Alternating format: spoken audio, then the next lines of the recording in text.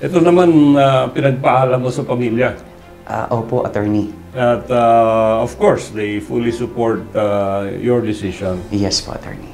You're going up against big ones, so to speak, no? Traditional politicians yung iba dyan, no? And pasensya ka na, pero I'm going to say you're coming in from zero kasi ngayon pa lang naririnig na meron palang Mark Andrew Directo na taga Baguio, ng panganak sa Baguio, na willing to serve ang city of Baguio. So, you still decided na kaya mo yan against the so-called traditional politicians. Yes po, attorney. Based po sa ating vision at sa ating passion and of course sa mga supporters natin, sobrang yung faith po natin at saka yung passion talagang nabibuild po lalo. Kaya kayang-kaya po natin, attorney. So what makes you unique from all your worthy opponents? Di ba? Anong kakaiba? Kasi kung sabihin natin, gusto natin magserbisyo. Lahat naman, sasabihin nila, gusto naman natin lahat magserbisyo. Ano ang masasabi mong unique character ni Mark Andrew Directo para makumbinsi ang mga taga-Baguio na tanggapin ang isang bagong kandidato? Yun po, attorney.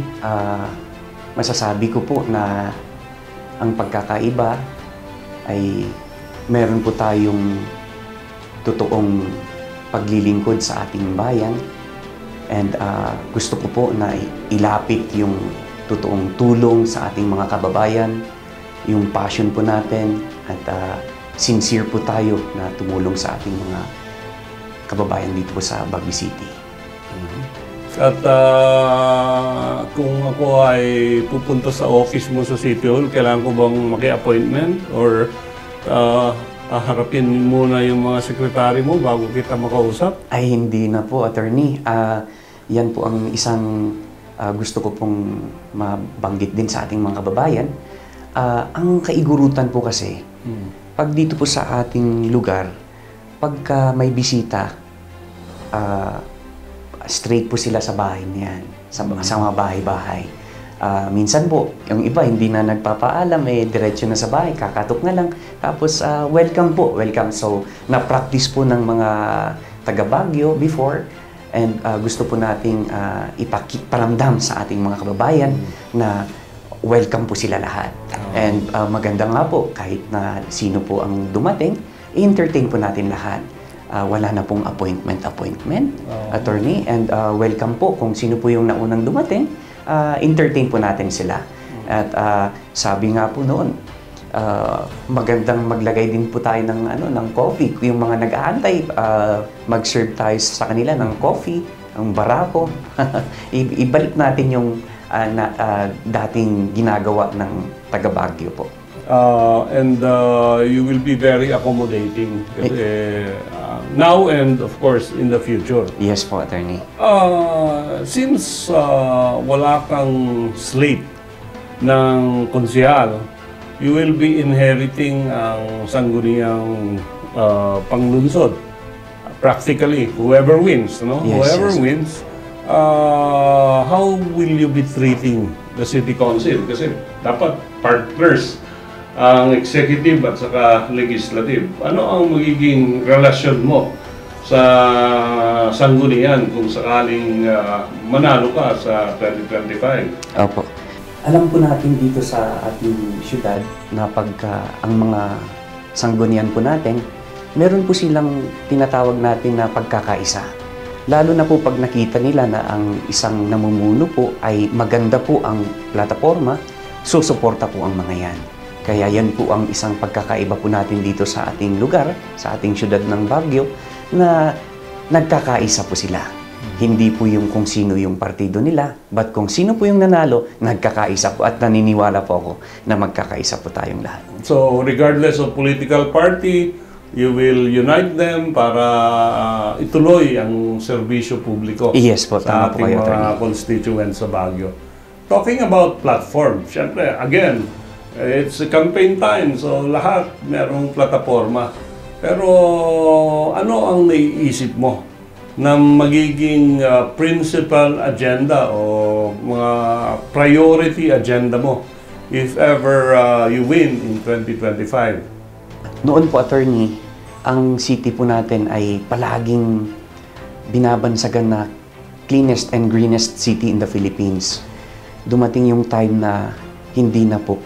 So, gusto ko po na ibalik po natin yung cleanest and greenest city in the Philippines, na kaya po nating ibalik yon.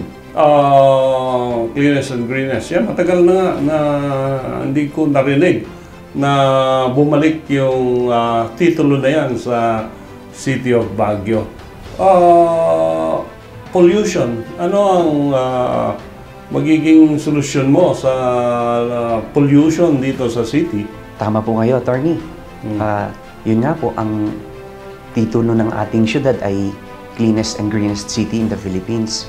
At ito po ay, ang ating syudad ay summer capital of the Philippines. Now, gumawa po tayo ng feasibility study at ginawan po natin siya ng a new title. Tinatawag ko po yun na Healthy and Clean Living City. Which is, bakit po hindi na siya naging cleanest and greenest city? Number 1 po yung sa basura po natin. Number 2, yung pollution. Number 3, yung sa sewerage system po natin. Ngayon, meron po tayong ginawang feasibility study kung paano po natin ito masusolusyonan, attorney. Doon sa mga basura po natin, nagkakaproblema po kasi ang ating syudad kung saan po nila dadalhin yung mga mga basura dito sa ating syudad. Ang daming mga investors or ang daming mga gustong tumulong para sa ganun maayos natin yung problema natin sa basura. Mayroon po tayong tinatawag na waste to energy. So, tayo po, attorney, ang gagawin po natin is waste to energy to profit. Kaya sa ganun, hindi lang tayo gumagastos sa mga basura natin. Magiging income pa po ito, additional income sa ating city. Yung sa waste to energy to profit. Kaya yun po yung isang programa natin. At the same time, itong sa pollution din po dito sa ating mga sa ating syudad, yung mga vehicles, yung mga sasakyan, may solution din po tayo dyan. Lalong-lalo na po sa heavy traffic dito sa ating syudad na Baguio City. Nakikita ko po, attorney, pagka pumupunta ka sa barabarangay, parang hindi mo masisi yung mga taong bayan po kasi nagpa-park sila sa harap ng bahay nila. Hindi po natin maiwasan na yung gilid ng kalsada, nandun na rin po yung mga bahay nila. So doon na rin sila nagpa-park. Nakagisnan na kasi ng ating mga kababayan na doon na sila nagpa-park. Ngayon, yun ang isang nagkukos ng traffic sa barabarangay. At pati na rin po dito sa Central Business District, pag pumunta po tayo ng Session Road, nakapark yung mga sasakyan sa iba't ibang dako ng Central Business District. Ngayon, ang nakita po natin na isang solusyon dyan, maglalagay po tayo, attorney, ng multi-level parking, which is mais po yung paghuli-huli kasi masasaktan po ang mga kababayan natin na nag-park sila sa harapan nila. Pag gising nila ng umaga, may ticket na yung sasakyan nila. Mainam nang mag-park sila na kahit magbayad sila sa parking, minimal na babayaran, nakakatulong pa sila sa ating syudad. At the same time, nagkakaroon pa ng employment.